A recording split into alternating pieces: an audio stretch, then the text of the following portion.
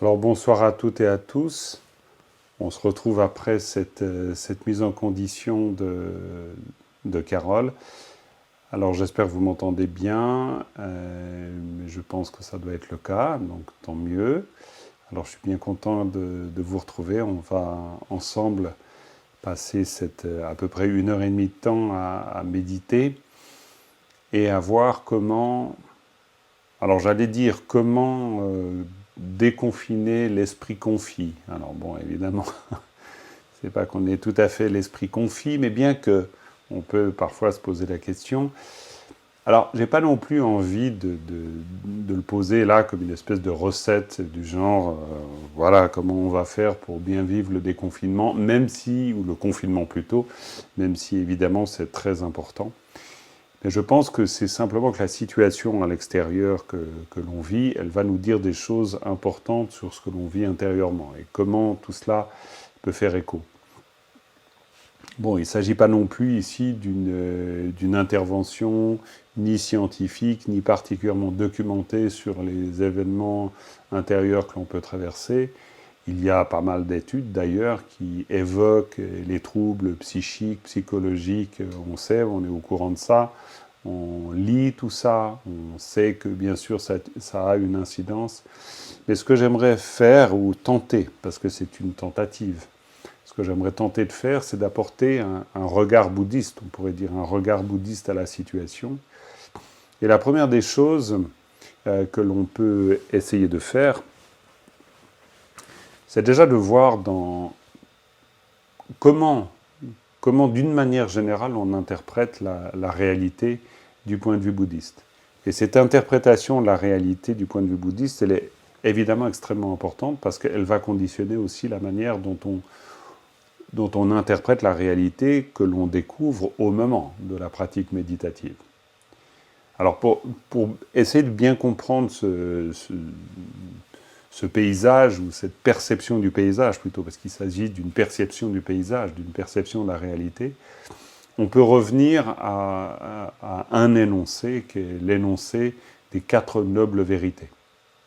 Alors rassurez-vous, hein, je vais être assez sommaire et court, parce que on pourrait bien sûr s'étendre pendant bien longtemps sur les 4 nobles vérités, parce que les 4 nobles vérités sont ou est l'enseignement fondateur du Bouddha. Le Bouddha, une fois qu'il a atteint l'éveil, et au moment où il atteint l'éveil, il est près de Gaya, il est précisément à Bodh Gaya, l'endroit qu'on appelle aujourd'hui Bodh Gaya.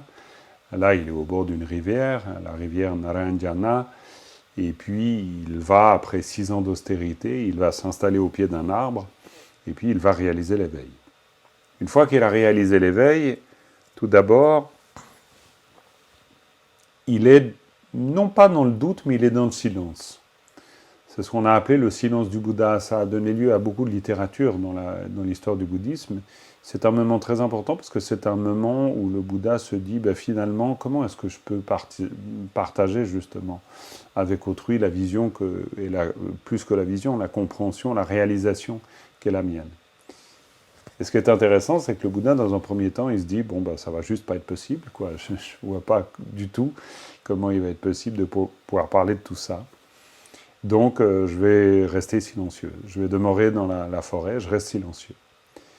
Et le récit légendaire de cette histoire, c'est que l'on fait intervenir 2 dieux du panthéon hindou, donc Indra et Brahma, qui vont insister auprès du Bouddha en lui offrant une conque d'extrogir qui s'enroule dans le sens de la droite, et une roue d'or. Et ces 2 êtres puissants donc interviennent auprès du Bouddha, puis lui disent non, il faut donner l'enseignement, il faut mettre en mouvement la roue de la loi. À partir de là qu'on parle de mettre en mouvement la roue de la loi, ce qui est une façon de parler de cette mise en mouvement de son enseignement. Donc le Bouddha sort de cette période de silence, il se dit que ça vaut la peine. Donc il sort et puis il fait tout un chemin. Et j'imagine à l'époque ça devait prendre pas mal de temps parce qu'il arrive, même beaucoup de temps, à voir ce que ça la prend aujourd'hui en train ou en voiture. Il arrive jusqu'à Bénarès. Donc il remonte le cours du fleuve du Gange. Et il arrive à Bénarès, et depuis Bénarès, il visite les Ghates, comme chaque fois qu'on va à Bénarès, évidemment. Bon, peut-être qu'il les visite un peu différemment que nous, mais bon, voilà. Et puis, il poursuit sa route et il va jusqu'à Sarnath. Et Sarnath, il y a là un parc, le parc des biches, le parc des gazelles. Et là, il retrouve ses 5 premiers disciples. Quoi? Ses 5 compagnons, qui ne sont pas encore ses 5 premiers disciples. Puis en fait, les retrouvailles, au départ, ne se passent pas super bien, parce que les 5 premiers compagnons du Bouddha, ou compagnons du Bouddha, qui vont devenir ses 5 premiers disciples, ils avaient considéré à l'époque que le Bouddha, cessant ses austérités au bout de 6 ans, eh bien, avait d'une certaine manière failli à leur engagement collectif, qui était allé jusqu'au bout d'une forme de mortification. Et c'est vrai qu'à l'époque, le Bouddha, il avait considéré que aller plus loin dans cette mortification n'avait pas grand sens, et il n'avait pas l'impression de progresser beaucoup. Et c'est justement au moment où il avait lâché cet espoir d'obtenir quelque chose que, descendant près de cette rivière, il avait rencontré une paysanne, Sujata, qui lui avait donné du lait et du miel, et il avait repris des forces. En fait, en reprenant des forces, il avait compris quelque chose d'important. Il avait compris quelque chose d'important par rapport à l'excès de sa démarche. Tout cela lui avait permis de réaliser l'éveil, mais pendant ce temps-là, ses 5 compagnons avaient considéré que c'était un peu un lâche ou un traître. Donc quand il le revoit, certes peut-être un peu auréolé de lumière, mais quand il le revoit à Sarnath, bon, il le voit d'un mauvais œil, en fait. Mais le Bouddha leur fait comprendre que, bon, ils auront toujours le temps de lui en vouloir beaucoup, mais que peut-être dans un premier temps, il serait peut-être bien qu'ils écoutent ce qu'il a à dire. Et le voilà qui se met alors à parler. C'est le premier enseignement du Bouddha, le Dharma Chakra Sutra, le premier sutra du Bouddha, où il va énoncer les 4 nobles vérités. Ah, il en parlera beaucoup de ces 4 nobles vérités, puis on n'arrête pas de le faire, d'ailleurs je suis en train de le faire encore, donc ça veut dire que 2500 ans après, on continue à le faire. Et vous allez comprendre pourquoi je le fais, d'ailleurs. Et donc il énonce la première noble vérité, qui est de parler de dukkha. Dukkha, ça se traduit en général par souffrance, mais il est mieux de le comprendre, en tout cas plus facile de le comprendre comme mal-être ou mal-aise. Ça veut dire que c'est un peu compliqué d'être, et c'est un peu compliqué d'être totalement à l'aise. Donc d'où l'idée de souffrance. Mais c'est pas « ah et j'ai mal ». C'est plutôt le fait que c'est un peu comme ces temps de Covid, quoi. Disons, c'est bien, mais c'est pas parfait. C'est bien parce qu'on a à manger, on est au chaud et tout, mais on est dans dukkha. Donc on est dans quelque chose d'imparfait, de transitoire. La deuxième noble vérité, c'est la vérité de l'origine de dukkha. Ah, évidemment, c'est important. À partir du moment où on comprend un état, on peut commencer à se poser la question quant à l'origine de cet état. La troisième noble vérité, logiquement, c'est la cessation. Parce que si on comprend l'origine, on comprend que ça peut cesser. Si on ne comprend pas l'origine d'une chose, c'est bien difficile de pouvoir penser que ça puisse cesser. Et la quatrième noble vérité, c'est la vérité du chemin. Parce que si on comprend, troisièmement, que cela peut cesser, du coup, ça veut dire qu'on se fait une idée de la manière dont ça va pouvoir cesser. Donc dans ce cas-là, eh bien, il enseigne la quatrième noble vérité. La vérité du chemin vers la cessation de la souffrance. Alors là, maintenant, on va surtout parler de la première, mais ça, c'est la démarche générale. Mais cette démarche générale, déjà, on peut dire quelque chose, cette démarche. Et ça va justement éclairer quelque chose quant à la vision, qu'est cette vision bouddhiste de l'existence. Parce que c'est vrai que le Bouddha, finalement, c'est pas qu'il prenne un grand risque, mais disons qu'il n'est pas particulièrement... il prend un discours, là, qui n'est pas un discours qui construit, parce que pour lui, ce qui l'importe, c'est de dire la vérité, mais disons, il ne va pas dans le sens du poil. C'est-à-dire qu'il commence déjà par dire, écoutez, voilà, la première noble vérité, ou la première vérité des nobles, c'est que c'est dukkha. Hein.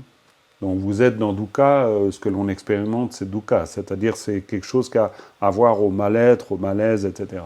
Donc bon, c'est là où il facilite peut-être pas les choses, et d'ailleurs on a pu comprendre en Occident le bouddhisme comme une forme de pessimisme, et pendant longtemps, au XIXe siècle. Hein. Et il va nous falloir beaucoup de temps pour qu'on comprenne que c'est peut-être pas forcément une mauvaise nouvelle. Et ça vaut la peine de le redire aujourd'hui. C'est-à-dire que l'enseignement du Bouddha, c'est pas pour donner une mauvaise nouvelle, pas du tout. Et c'est peut-être là que commence cette singularité, cette particularité de la vision bouddhiste de l'existence, qui se traduit peut-être par l'idée que tant que finalement on espère quelque chose, on génère en soi la souffrance. Alors je vais bien sûr expliquer.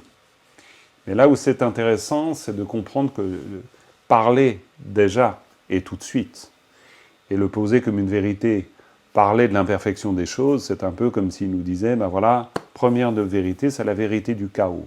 C'est un peu comme si on transposait à l'époque, puis il nous disait, ben la première de vérité, c'est la vérité de la réalité de la situation qui est la vôtre. Donc c'est la vérité du confinement. C'est la vérité du chaos, c'est la vérité du confinement. Et puis donc notre premier réflexe, c'est de dire, bon ben ça je sais, c'est bon, j'ai compris, il n'y a pas besoin de me le dire. L'intérêt de le dire, c'est pas de le rappeler, on le sait. L'intérêt de le dire, c'est de dire, ben écoute, si, et je pense que c'est l'intention, bon, c'est très gonflé de ma part de penser comprendre l'intention du Bouddha, mais disons, avoir la démarche, c'est un peu comme dire, mais si tu sais vraiment, vraiment bien où tu es, alors, donc les choses commencent à changer. Donc les choses ne vont pas commencer à changer à partir du moment où tu espères être dans autre chose. Les choses vont commencer à changer quand tu as un regard lucide sur la situation dans laquelle tu es. Et là, on sent que, tac, il y a une articulation différente. Il y a quelque chose de particulier dans cette vision-là, dans cette manière d'aborder l'existence, et dans cette volonté d'essayer de la comprendre. Dans le sens où comprendre dukkha, c'est déjà être libre de dukkha. C'est-à-dire comprendre l'imperfection latente, comprendre le mal-être ou le mal-aise, c'est sortir de ça. Donc en fait, finalement, si on transpose par rapport à l'époque actuelle, c'est un peu comme si l'on disait, eh bien, comprendre ce que veut dire le confinement. Alors on sait très bien ce que c'est que le confinement, vu qu'on le vit à peu près tous les jours dans des configurations peut-être un peu différentes, mais globalement on sait. Mais qu'en est-il de ce confinement intérieur? C'est-à-dire comment ce confinement fait écho? Parce que finalement, il y a toujours un écho. L'écho, c'est ce que l'on ressent. L'écho, c'est comment nous vivons les choses. C'est-à-dire qu'en fait, le Bouddha, quand il s'adresse à ses compagnons, qui finissent par comprendre qu'effectivement, il n'avait pas failli, et puis qu'il avait vraiment quelque chose à leur apprendre. Donc d'ailleurs, ils vont devenir les 5 premiers disciples du Bouddha, parce que, en entendant son enseignement, ils font l'expérience de la fin de la souffrance. Donc ils atteignent l'état de arahat. C'est le terme qu'on donne pour parler de cela. Mais donc en fait, faire écho, ça veut dire que tout à coup, cette lucidité nouvelle que l'on peut apporter sur son confinement intérieur, sur là où ça confine, on pourrait dire, c'est pour ça que finalement c'est sortir de l'esprit confit d'une certaine manière, parce que confit par ce confinement, c'est-à-dire comment justement on intègre ça, mais comment on intègre, il y a 1000 manières d'intégrer les choses. Il y a intégrer les choses avec donc souffrance, on pourrait dire, et puis il y a comprendre les choses pour intégrer de manière à s'en libérer. Et c'est tout l'art de la pensée bouddhiste, c'est tout l'art de cette approche aussi. Et ça va être l'approche que l'on va développer ensuite au cœur de l'expérience méditative. Donc là où c'est un peu désorientant par rapport à d'autres approches de l'existence, c'est que là, tout de suite, on va méditer ensemble. Mais méditer ensemble, ça veut dire donc être en contact. Être en contact avec dukkha d'une certaine façon. C'est-à-dire qu'on peut méditer pour être calme, bien sûr. Mais c'est un peu comme si à ce moment-là, c'est-à-dire au moment où le Bouddha enseigne à ses premiers disciples, il leur dit « donc le but, c'est d'être ailleurs ». C'est pas du tout la manière dont il s'y prend. Il n'est par exemple pas du tout en train de leur promettre un paradis ou un état. Alors certes, il va parler du nirvana, il va parler, mais du nirvana en disant c'est le moment où cesse la souffrance. Il ne va pas vraiment définir. On se rendra compte que dans toute l'histoire du bouddhisme, on va prendre beaucoup de pincettes à définir le nirvana. On préférera dire la fin de la souffrance, l'extinction de toute souffrance. sans dire exactement ce que c'est. Pourquoi? Parce que c'est l'expérience qu'on doit faire chacun. Il y a une expérience à faire. Et donc, tout de suite, il y a l'idée d'une expérience à faire. Mais d'une expérience à faire, d'une expérience de libération, qui passe par la manière dont on visite ce qui nous emprisonne. Et donc, en fait, c'est pour ça qu'il y a un rapport avec la pratique méditative, tout de suite. Parce que finalement, l'idée, si on pense à déconfinement, admettons, et c'est bien, pourquoi pas, ça nous propulse là dans quelque chose de créatif, c'est comment se déconfiner par rapport à ce qui est confiné. C'est-à-dire comment finalement trouver la libération dans quelque chose qui ne l'est pas. Parce que quand on médite, on va méditer avec qui nous sommes. Et qui nous sommes, ça veut dire exactement tel que l'on est, au moment où l'on est. C'est-à-dire vraiment, à l'instant, la méditation ne peut pas reposer sur l'élaboration de quelque chose. C'est impossible. Ou alors, si elle repose, en tout cas du point de vue bouddhiste, si la méditation reposait sur l'élaboration de quelque chose, donc on construirait. Même si c'est une forme extrêmement subtile, même si c'est un état très subtil. Mais on construirait du seul fait de vouloir s'approprier une expérience. Si on veut construire, si on approprie, donc ça veut dire que tout ça est impermanent. Ça veut dire qu'on n'est encore pas dans ce qui est, ou ce que l'on pourrait appeler l'inconditionné. On est dans la construction, on est dans l'élaboration. On est donc dans le désir de quelque chose et la crainte. Donc on va mettre en route la logique même du cycle des existences. La logique du cycle des existences, c'est ce que le Bouddha enseigne. Il l'enseigne d'une manière incroyablement puissante dans son premier sutra, Dharmachakra Sutra, où il définit la souffrance. Et j'adore cette définition, c'est pour moi vraiment, quand j'ai un peu pris conscience de ça, il m'a fallu près de 40 ans quand même. Hein. Donc c'est à la fois tout simple et vous allez comprendre tout de suite, parce qu'il ne vous faut pas 40 ans. Mais pour dire, ça a l'air à la fois évident et ça ne l'est pas. C'est-à-dire qu'il va dire la chose incroyable, il va dire finalement la souffrance c'est ne pas rencontrer ce que l'on veut et rencontrer ce que l'on ne veut pas.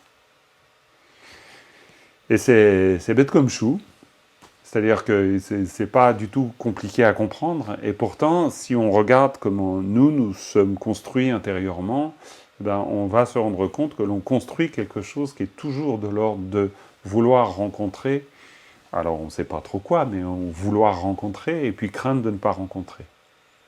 Donc on est très très fortement, mais incroyablement conditionné par l'espoir et la crainte. Donc on pourrait dire que la voie bouddhiste, c'est la voie de l'inespoir. Je crois peut-être une fois je vous en ai parlé, je ne sais pas, je suis plus sûr. C'est un signe de vieillesse. Pourquoi pas? C'est bien, il y a peut-être la sagesse qui va venir avec. Mais dans le sens où, en fait, l'inespoir, l'inespoir, ça veut dire qu'on se place au-delà de l'espoir et de la crainte. C'est-à-dire on n'est pas en train de vouloir quelque chose. On est en train, au contraire, de comprendre que le désir de quelque chose, c'est la cause de la souffrance. C'est alimenter la souffrance. C'est-à-dire, c'est continuer à penser en termes du samsara. Vous allez voir, je vous ai sorti une citation que j'adore, et qui est une citation d'une Dakini, mais je ne vais pas vous en parler tout de suite, parce que non, il n'y a pas de raison quand même, on va méditer avant. Mais c'est une citation très belle, parce qu'on comprend que si on raisonne dans les termes du samsara, on va tout le temps perpétuer. Donc l'idée clé, c'est qu'à partir du moment où on comprend comment ça fonctionne, on va commencer à pouvoir penser autrement, et donc faire en sorte que ça dysfonctionne, dans le bon sens. C'est-à-dire ne plus rentrer dans la même logique. Donc c'est aussi finalement comprendre que le confinement et la souffrance du confinement, qui est réelle, hein, c'est pas du tout pour la nier, et on en a a priori pour quand même pas mal de temps, donc voilà. En même temps... Si tu peux juste préciser de nouveau, peut-être pour certaines personnes, qu'est-ce que c'est le samsara? Oui, mais merci, n'hésitez pas, oula, oui, bien sûr, c'est vrai. Oui, oui. Bien sûr, mais le samsara, en fait, c'est vrai. Aïe. Oui, le samsara, c'est tout simplement la vision, on pourrait dire que c'est le mot qu'on donne dans le bouddhisme pour parler de l'existence. Samsara, c'est ça. C'est-à-dire le samsara, c'est un mot qui désigne la manière que l'on a de percevoir les choses. Donc le samsara n'est pas un lieu, le samsara est une manière d'être. Donc on pourrait dire qu'on est toujours dans un samsara. Donc en fait, samsara, c'est une façon de percevoir. Donc ça veut dire qu'en fait, on est là dans la situation présente, on est, voilà, en situation de confinement, mais dans une logique aussi. C'est-à-dire dans une logique interne qui interprète la situation qu'est la nôtre. Et en fonction de la manière dont on interprète cette situation, eh bien, en fait, on va perpétuer cette situation. C'est pour ça que je parlais d'espoir et de crainte. C'est-à-dire que si on est dans la logique de l'espoir et de la crainte à l'égard de l'existence ou à l'égard de la pratique méditative, et plus encore, on pourrait dire à l'égard de la pratique méditative, on est comme dans une espèce de grammaire qu'on connaît très très bien. Donc espérer quelque chose, craindre que cela n'arrive pas, ce qui est justement la définition même de l'imperfection du point de vue du Bouddha, c'est-à-dire finalement souffrir de ce que l'on ne rencontre pas ou souffrir de ce que l'on rencontre, hein, c'est toujours pareil. Donc ça veut dire que si on est dans cette logique de l'espoir et de la crainte, finalement on est dans la répétition de cette grammaire qui travaille en nous. Donc en fait c'est là où il va pouvoir y avoir alors on pourrait dire déconfinement, dans le sens, c'est-à-dire commencer à se dire que c'est justement pas une mauvaise nouvelle de parler de l'existence en soulignant sa limite, mais au contraire, c'est une manière de mieux comprendre cette logique, cette grammaire, on pourrait dire, et mieux comprendre cette grammaire, donc c'est pouvoir, on pourrait dire, inventer, alors c'est pas une invention complète, mais c'est une image, mais comme inventer une autre langue, c'est-à-dire pour raisonner autrement. Donc déjà, ça veut dire méditer avec ce qui est. Et c'est pas un slogan, c'est-à-dire que ça veut dire vraiment accepter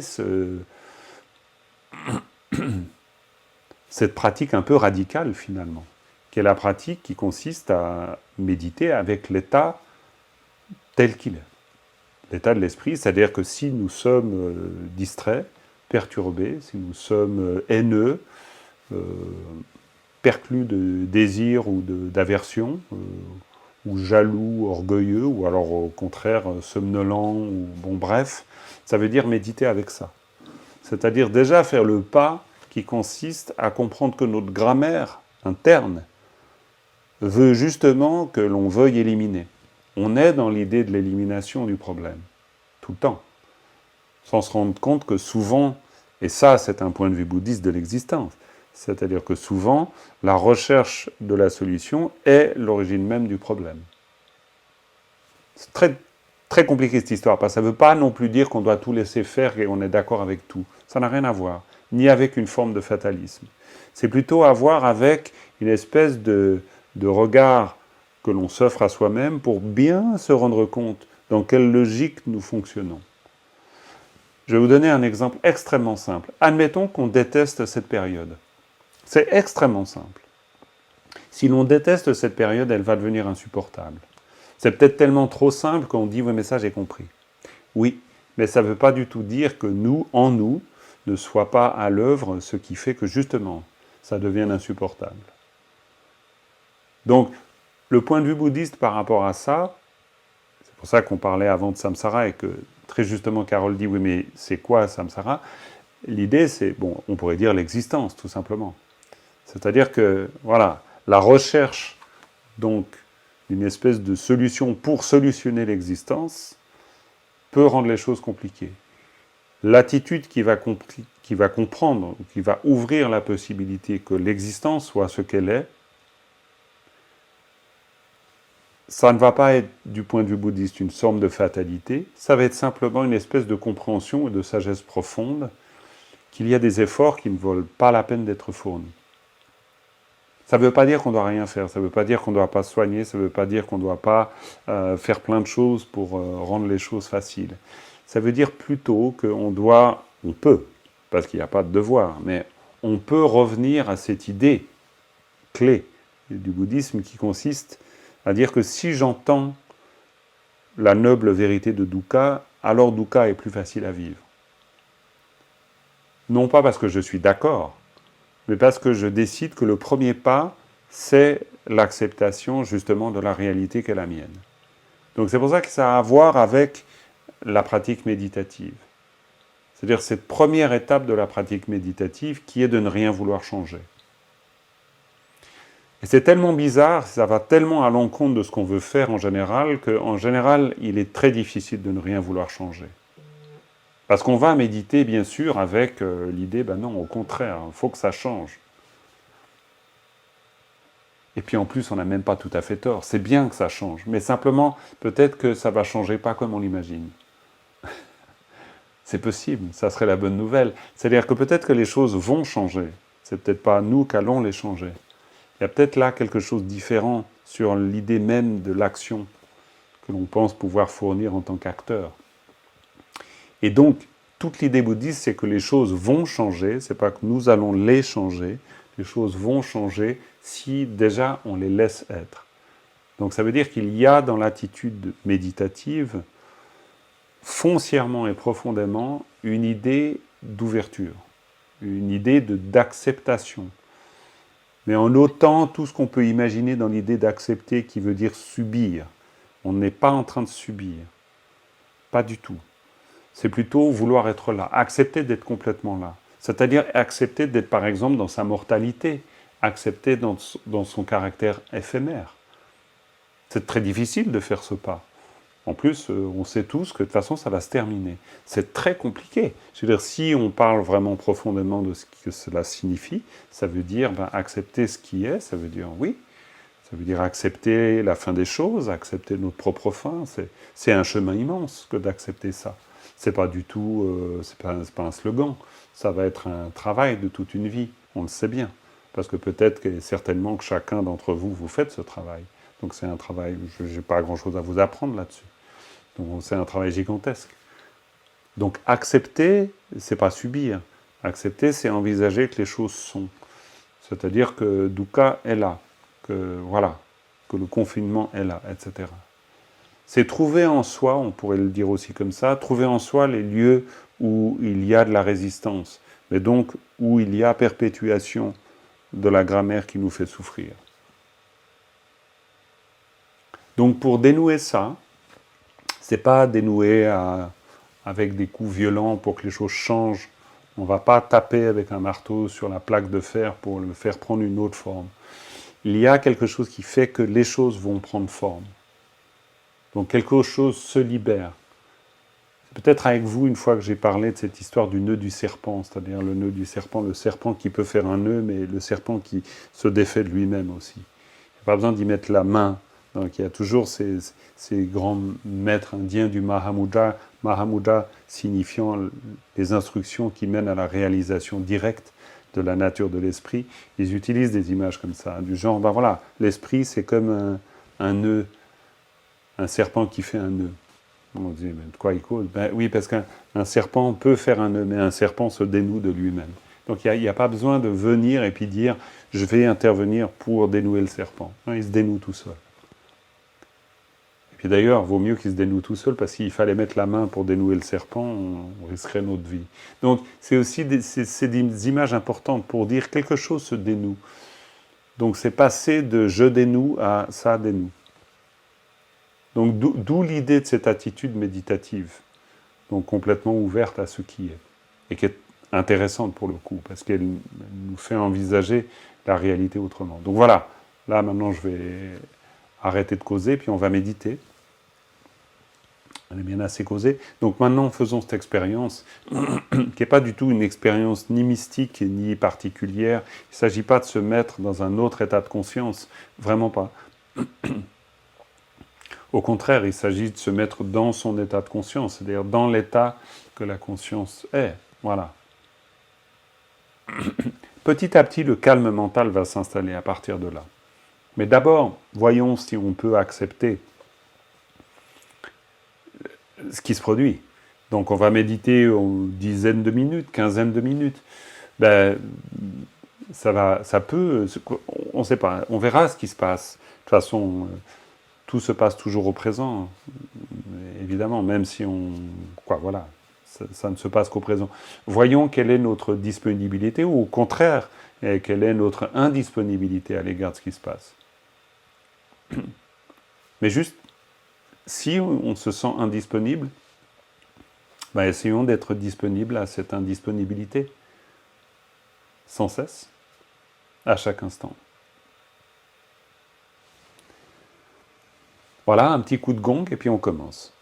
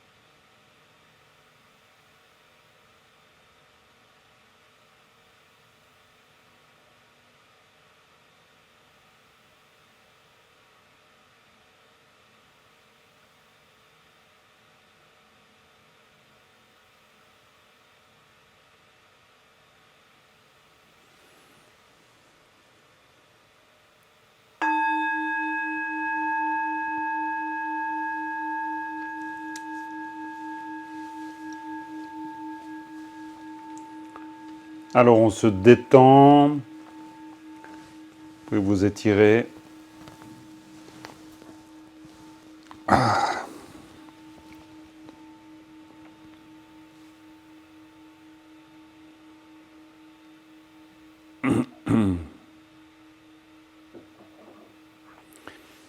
C'est vrai que c'est une attitude assez particulière, voire même étrange pour nous, cette attitude bouddhiste qui se traduit aussi par cette manière même d'être dans la pratique méditative, c'est-à-dire que ne rien vouloir changer. Les instructions ultimes sur la nature de l'esprit, elles insistent là-dessus. Elles vont dire par exemple qu'il n'y a rien à rajouter ou il n'y a rien à enlever. On va parler de gadub, mais pas, ça veut dire ni vouloir bloquer, ni vouloir accomplir.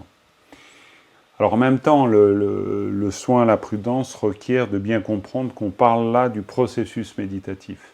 C'est-à-dire qu'on décide de faire naître dans le sens de... On offre un espace qui est celui de la méditation à nous-mêmes, et à l'intérieur de cet espace, on tâche donc d'inventer une grammaire un peu différente. Et c'est même pas tellement inventer une grammaire différente, c'est-à-dire c'est se mettre en phase avec les choses en fait. Ça aussi c'est une particularité, c'est-à-dire que en fait, un des grands points clés de la pensée bouddhiste, c'est de dire s'il y a friction, et donc s'il y a souffrance, c'est parce qu'il y a friction, c'est parce qu'il y a rigidité. D'une certaine façon, l'idée d'accepter, on retrouve ça par exemple chez Sénèque, hein. Les stoïciens, dans la pensée grecque, l'expriment aussi, ou Marc Aurèle, n'importe, hein, qui est un stoïcien, mais il y a l'idée on ne va développer un effort que sur les choses que l'on peut changer, pas sur les choses qu'on ne peut pas changer. C'est quelque chose qu'on retrouve dans la pensée bouddhiste, c'est pas du tout éloigné. C'est-à-dire qu'il y a vraiment l'idée que l'action juste est l'action qui porte sur quelque chose. Donc il y a quelque chose propre à l'existence et donc propre au mouvement de l'esprit et au jeu de la conscience où il n'est pas nécessaire de vouloir faire que ça change. C'est comme si on prenait la question de la souffrance sous un tout autre angle. Et donc si on ramène ça à nous, c'est-à-dire la solution, on pourrait dire, si on devait avoir une lecture bouddhiste du confinement, c'est un peu l'idée de ce soir, c'est-à-dire de voir comment est-ce qu'on peut comprendre ça, comment on peut déconfiner. Là, ça serait de dire que la solution, elle ne va pas intervenir telle qu'on l'imagine. C'est-à-dire la solution du confinement, c'est pas le déconfinement.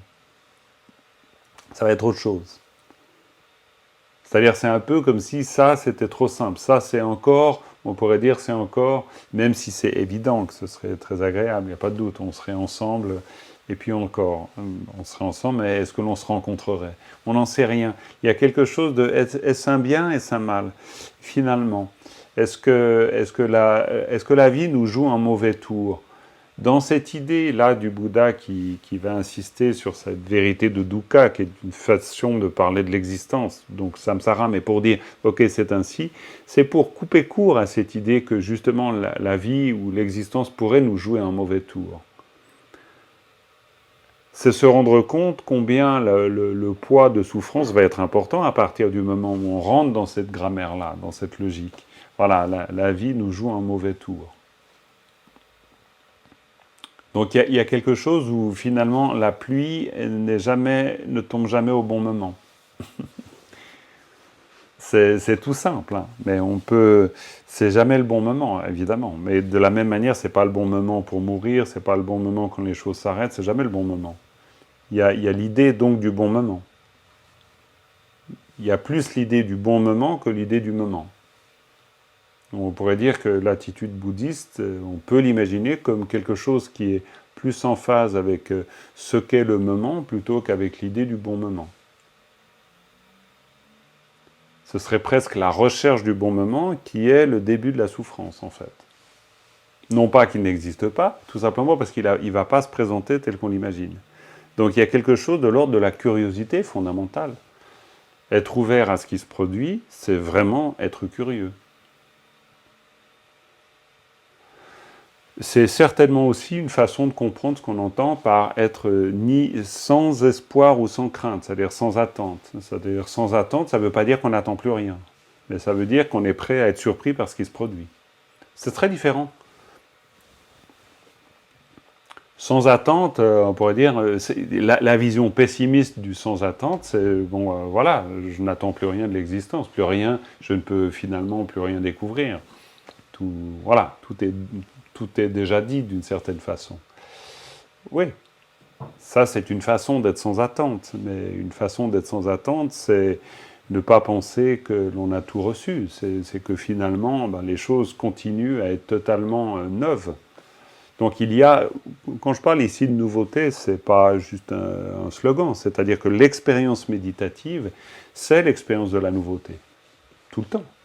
Non pas d'une chose non vécue, quoi, voilà, pas la nouveauté au sens peut-être premier degré ou ordinaire, où on a l'habitude d'employer le terme, mais nouveauté dans le sens, on ne sait pas. C'est-à-dire, il y a quelque chose dans l'ordre de l'expérience de l'esprit qui est radicalement neuve. Le samsara, donc l'existence ou la manière de comprendre ce qu'est l'existence d'un point de vue bouddhiste, le samsara, c'est l'idée de ce qui tourne, hein, le cycle des existences. Korwa en tibétain, c'est quelque chose qui tourne.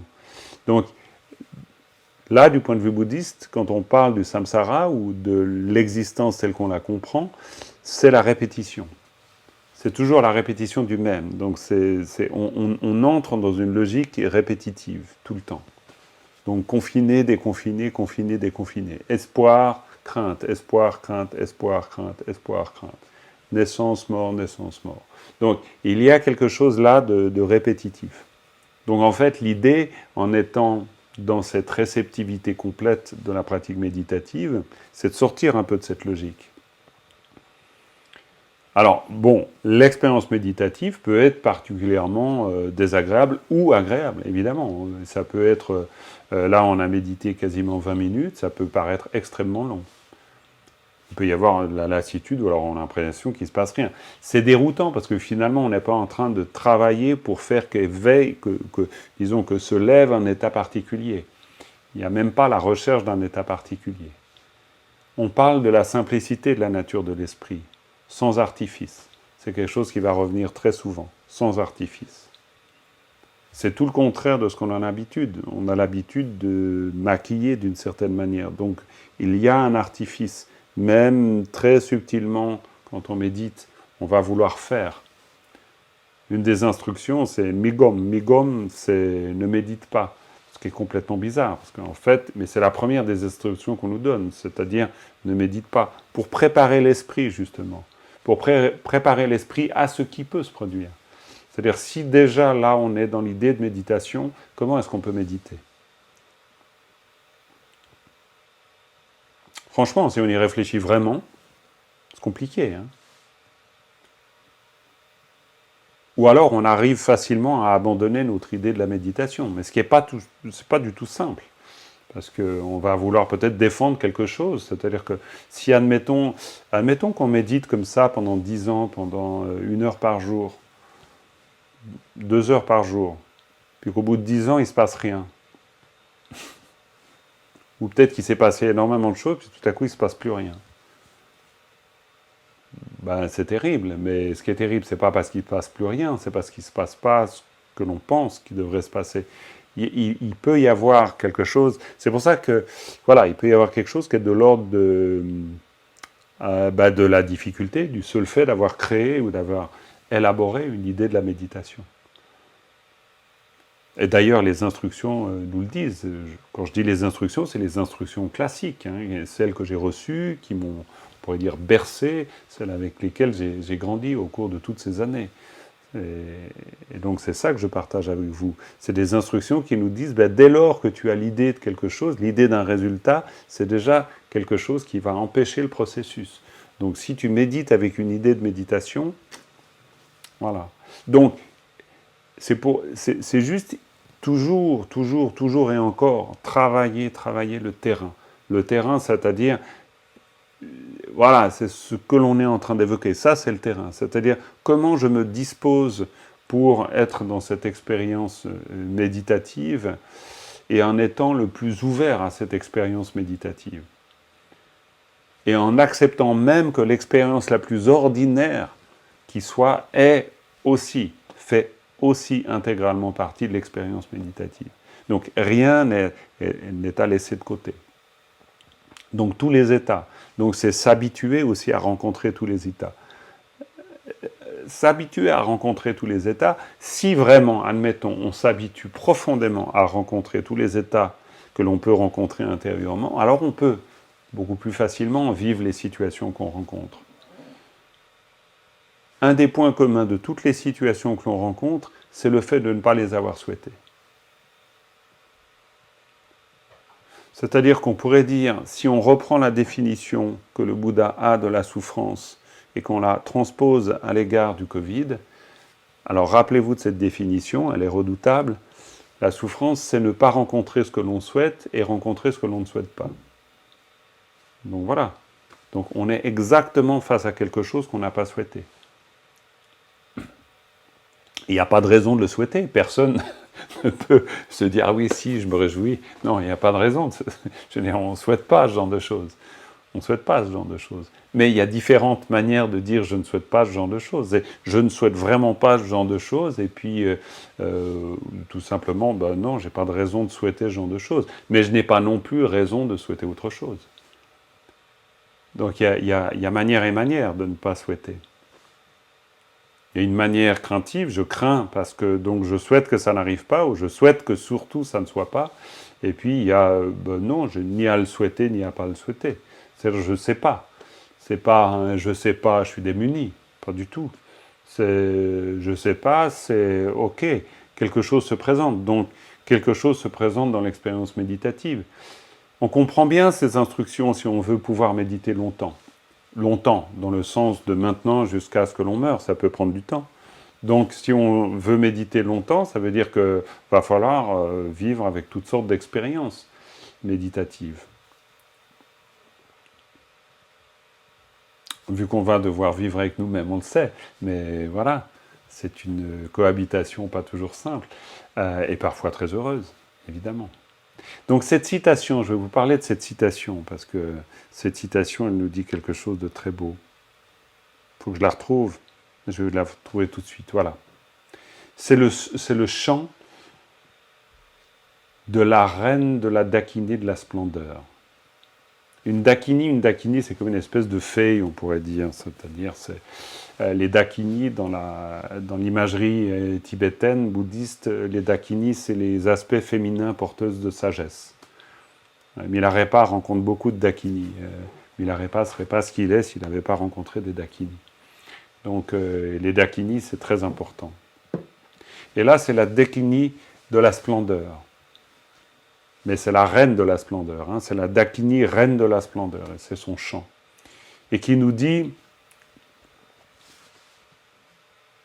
ne sois pas distrait par quelque chose qui n'en vaut pas la peine. Le samsara,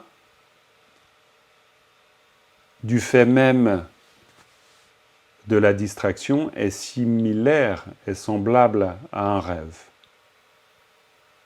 Si on le réalise, ou si on réalise, cela, c'est comme une personne qui s'éveille du rêve. Mais en ce qui me concerne, nous dit-elle, je n'ai jamais vu aucun samsara. Alors, je vais reprendre tout ça parce que c'est un peu abscon, peut-être, ou pas. Mais déjà, une chose importante, cette première phrase, ne sois pas distrait parce qu'il ne vaut pas la peine. Donc, il y a quelque chose de l'ordre de, on peut s'imaginer, cette Dakini, qui est la reine de la splendeur, c'est une femme, hein, c'est une figure féminine, mais c'est une figure féminine grandiose. C'est celle qui vient éclairer le yogi, elle vient l'éclairer de sa science et puis de sa pertinence. Donc elle vient lui dire, oui mais attends, sois pas trop dupe en fait. Donc ne sois pas distrait parce qu'il n'en vaut pas la peine. C'est-à-dire qu'il y a quelque chose du genre, bon ben, là je vous parlais avant de la grammaire de l'espoir, la crainte, c'est-à-dire tout ce qu'on voit être en train de se développer à cause évidemment de ce Covid, qui est une forme d'étroitesse. C'est pénible à vivre pour certaines personnes, c'est particulièrement pénible à vivre. Donc il va y avoir une envie de réponse, mais des envies de réponse qui sont parfois des réponses un peu courtes aussi. Donc là, d'une certaine manière, si je réfléchis à ce que cette Dakini nous donne, ou nous dit, c'est ne sois pas distrait parce qu'il n'en vaut pas la peine. C'est-à-dire, bon, oublie pas ce qui est l'essentiel dans cette affaire-là. C'est-à-dire que les choses passent, les choses sont transitoires, de toute façon, toute existence est marquée par une certaine dose d'imperfection, mais surtout, elles sont transitoires, donc, sois pas distrait parce qu'il n'en vaut pas la peine. Parce que le samsara, donc cette existence illusoire, où l'on saisit, solidifie beaucoup de choses, par vertu de cette distraction, est semblable à un rêve. Et là, ce qu'elle veut nous dire, par vertu de cette distraction est semblable à un rêve, ça veut dire qu'en fait, le rêve, on le vit vraiment. C'est-à-dire que le rêve, c'est pas pour dire que les choses sont pas vraies. Le rêve, on expérimente quelque chose. Et donc, on peut parfaitement expérimenter, on pourrait dire du réel, même s'il n'a pas de teneur. Donc, en fait, on peut très bien être distrait par quelque chose qui, en fait, d'où l'idée de cela n'en vaut pas la peine, mais distrait par quelque chose que l'on pense beaucoup plus solide, beaucoup plus construit, beaucoup plus tangible que cela n'est. Donc il y a quelque chose de l'ordre de la détente. Si on comprend ça comme ça, on peut se détendre plus. C'est-à-dire que peut-être qu'on est simplement dans des états complètement transitoires. Et puis que oui, c'est pas très agréable, mais il faut aussi ces états transitoires pour qu'on passe à autre chose, pour que ce soit autre chose à un moment donné. Allons savoir, est-ce un bien, est-ce un mal? C'est une question qui est souvent posée dans les enseignements. Mais c'est juste l'idée d'ouvrir. Ça ne veut pas dire qu'on détermine c'est un bien, c'est un mal. C'est plutôt... voilà, on essaye de se mettre en phase avec ce que l'on ne comprend pas, pour faire que petit à petit on puisse comprendre éventuellement. Et la troisième phrase qu'elle nous dit, c'est si cela est réalisé, c'est-à-dire que cela est semblable à un rêve, eh bien alors c'est comme une personne qui se réveille de son sommeil. C'est exactement ce que nous dit le Bouddha au départ, c'est-à-dire que prendre conscience des choses, c'est pas s'apesantir sur les choses, mais c'est pouvoir s'en libérer. C'est-à-dire que si on comprend un peu que l'on est peut-être en train de s'agiter dans les termes même de la grammaire habituelle, c'est-à-dire la lutte, la désespérance, etc., la volonté que les choses soient autres, fondamentalement, donc là, ça va être compliqué. Si par contre, on comprend que tout cela, c'est-à-dire même, disons, tout ce que cela génère donc tout ce que cette situation génère en nous, c'est le propre de cette situation. C'est-à-dire, c'est le propre de quelque chose de changeant, de transformant, de transitoire. Et elle conclut avec cette phrase étonnante, parce qu'en ce qui me concerne, nous dit-elle, en ce qui me concerne, je n'ai vu aucun samsara. Je n'ai jamais vu aucun samsara. C'est-à-dire, d'une certaine façon, c'est comme si elle nous disait, voilà, cette expérience de rêve, onirique, ben en fait, pas sûr qu'il existe comme tel qu'on se l'imagine nous. C'est-à-dire pas sûr que, comment dire, pas sûr que cette espèce d'état de malchance, parce qu'on peut construire l'idée d'un état de malchance, existe tel qu'on se l'imagine. C'est-à-dire pas sûr que la réalité soit telle qu'on la croit. C'est pas certain. Alors, c'est à la fois des éléments simples, mais c'est des éléphants. Mais c'est des éléments, si on les met vraiment en œuvre en nous, ils peuvent être redoutablement efficaces, en fait. C'est possible. C'est-à-dire que toujours le pari, finalement, c'est qu'il est possible, peut-être, de toucher la nature de l'esprit si on n'y change pas grand-chose. En tout cas, c'est ce que nous disent les instructions. Les instructions. Voilà ce que nous dit cette Dakini. Ce que je vous suggère et propose, c'est qu'on va encore méditer. Et puis on va poursuivre simplement cette attitude. Peut-être en ce que l'on peut faire, on peut se donner un support. Et un support très très simple, qui est le support qu'on connaît, hein, on l'a déjà utilisé, qui est le support du va-et-vient de l'esprit. Du va-et-vient de l'esprit, oui bien sûr, mais c'est du va-et-vient du souffle dont je voulais parler. Et puis on peut, mais simplement placer notre attention sur le va-et-vient du souffle, mais toujours dans cet état dont on se souvient, c'est-à-dire où l'on reste avec ce qui est, vraiment, fondamentalement, c'est-à-dire où on essaye de rien changer à ça. Ça veut dire qu'on peut observer le moment où l'on est sur le support, mais le moment aussi où on n'est pas sur le support. Donc voilà, juste une espèce de prise en compte de ce qui se produit.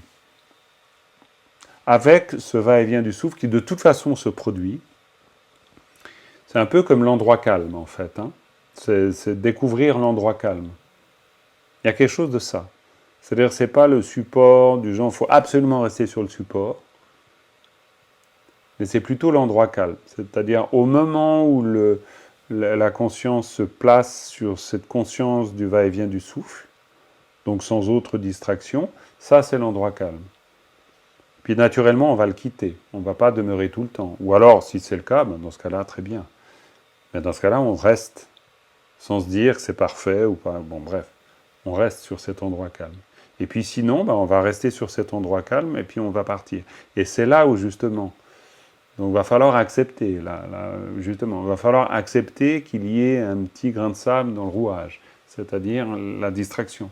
Donc on commence là, on commence à faire de la place. On commence à faire de la place dans le Capharnaüm pour qu'il y ait de l'ordre. Mais sans vouloir absolument ranger la pièce tout de suite. On laisse le Capharnaüm. On va trouver la logique interne au désordre. Il y a un peu l'idée. Donc il y a quelque chose à comprendre de la situation qu'on vit. Et peut-être que les réponses vont nous étonner, je ne sais pas, moi je ne les connais pas non plus, mais ça participe, la pratique méditative participe de ça. C'est-à-dire, vu qu'on médite avec nous-mêmes, et puis qu'a priori on sait exactement qui nous sommes, mais le pari c'est de dire, ben, peut-être pas tant, en fait. Vu que, du point de vue bouddhiste, on est déjà des êtres éveillés. Donc, ben, ce qu'on peut découvrir, c'est que nous sommes un être éveillé, disons. Le jour où on en fait la réalisation, il n'y a plus aucun doute. Mais c'est quand même un pari énorme, c'est-à-dire c'est de dire, cet état, il ne sera jamais hors de toi, il ne sera jamais hors de l'esprit, ça n'existe pas. Il n'y aura aucun moment dans la tradition bouddhiste où on a dit, l'état d'éveil sera hors de l'esprit lui-même. Ça n'existe pas. Donc ça veut dire qu'en fait, il est là. Il ne peut pas être ailleurs. Aucune possibilité. Donc il doit y avoir de l'ordre dans le Capharnaüm. Hein. sinon on dirait tout le bouddhisme se serait construit sur l'idée « Ah oui, l'éveil est ailleurs », parce qu'il ne peut pas être là dans cet être que tu es. Donc en fait, c'est pas faux que la tradition bouddhiste nous dise ben, d'abord apprends à être avec ce que tu es, apprends à être avec ce qui est. Parce que de toute façon, c'est là que ça se passe, c'est pas ailleurs. Donc le c'est là que ça se passe, c'est pas juste une expression familière, c'est profond. Ça veut dire que peut-être c'est là que ça se passe, justement. Et aussi à l'extérieur de nous. C'est un peu l'idée clé. Donc, si c'est là que ça se passe, ben alors voilà, donc on va placer la stabilité là où il n'y en a pas. Là même où il n'y en a pas. Et puis, on peut placer de la stabilité où il y en a aussi. Les deux sont possibles. Donc l'endroit calme, c'est simplement l'attention au va-et-vient du souffle. Et si on quitte ce va-et-vient du souffle, alors on peut être parfaitement présent aussi à la possibilité de quitter ce va-et-vient du souffle. On revient naturellement. Quand on y repense, on va y repenser. Et on revient.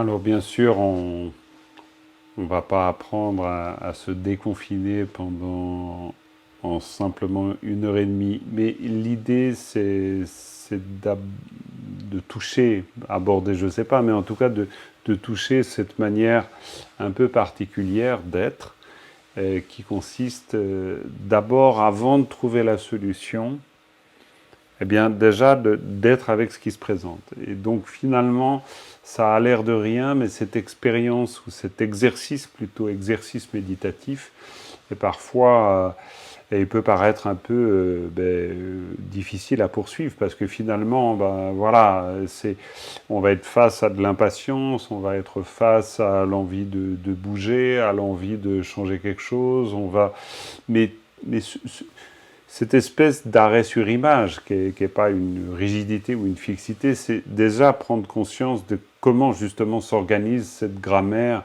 avec laquelle on interprète les choses.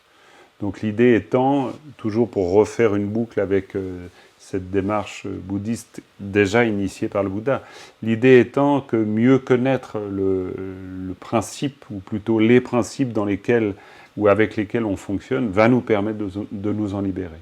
Donc la pratique méditative, ça sera beaucoup plus un apprentissage progressif du fonctionnement de la conscience que la volonté de développer un autre fonctionnement de conscience.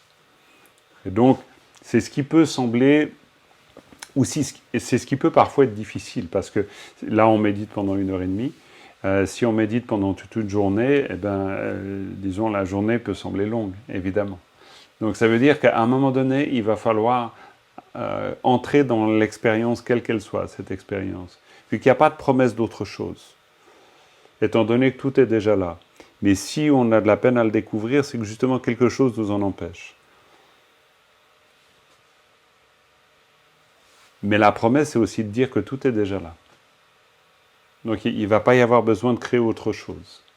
Donc voilà, on va s'approcher de cet état naturel qu'est l'état naturel de l'esprit, en apprenant déjà à être avec ce qui est, et puis placer la concentration et placer la stabilité à l'intérieur du Capharnaüm. Et là, je pense que c'est quelque chose qui peut être utile dans notre vie de tous les jours. C'est-à-dire comment est-ce qu'on peut placer quelque chose de non confiné à l'intérieur du confinement. C'est-à-dire, quelle est la zone de calme? De la même manière qu'on l'expérimente dans la méditation, quelle est la zone où, comment est-ce qu'on revient à ce va-et-vient du souffle? Ça, tous les jours, on peut se poser cette question-là. C'est-à-dire que, alors qu'on est énervé, pris par les choses, etc., bon, bref, voilà. Quelle est à l'intérieur du tumulte, quelle est la zone de calme? Comment je reviens à la zone de calme? Comment je me laisse revenir à cette zone de calme, justement? Ça va être de plus en plus excité, si ça continue. Déjà, ça monte pas mal. Le printemps, j'étais pas là, j'étais en retraite à ce moment-là. Semble-t-il que c'était très agréable. Tout s'est arrêté, la nature reprenait ses droits. Tout le monde était plus ou moins heureux. Voilà, quand les vacances s'éternisent, ça commence à devenir pénible.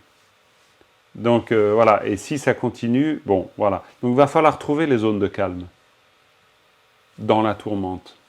Donc voilà, ça risque d'être intéressant. Donc du coup, on a tout à fait intérêt d'essayer de trouver déjà ces zones de calme en nous-mêmes.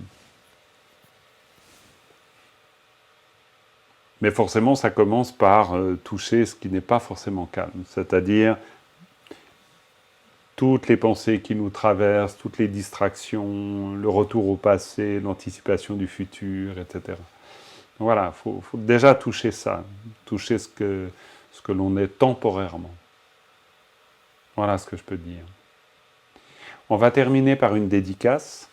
Je crois que c'est l'heure, plus ou moins. Oui. Donc on va terminer par une dédicace, puis ensuite je laisserai la parole à Carole. Donc on termine par... La dédicace, c'est tout simple, c'est vraiment intérieurement comme une prière, c'est comme un souhait, c'est un souhait, c'est vraiment, on offre le sens, le cœur de cette démarche, donc c'est ce qu'on appelle la vertu, donc cette démarche libératrice finalement, eh bien on l'offre à tous les êtres sans aucune exception. C'est vraiment aussi, puisse ce souhait, c'est un souhait puissant, puissent tous les êtres trouver la manière d'être libres, puissent-ils accéder à cette libération. Et là, c'est vraiment en phase avec ce que l'on vit. Donc on peut largement faire ce souhait. Vous le faites intérieurement, je le récite en tibétain, mais ça n'a aucune importance. Donc vous le faites intérieurement à ce moment-là. Sonam diye tamje zimbane domne nyebe janam pamjene kega najem balam trubai sibe tsole drowa drorai sho.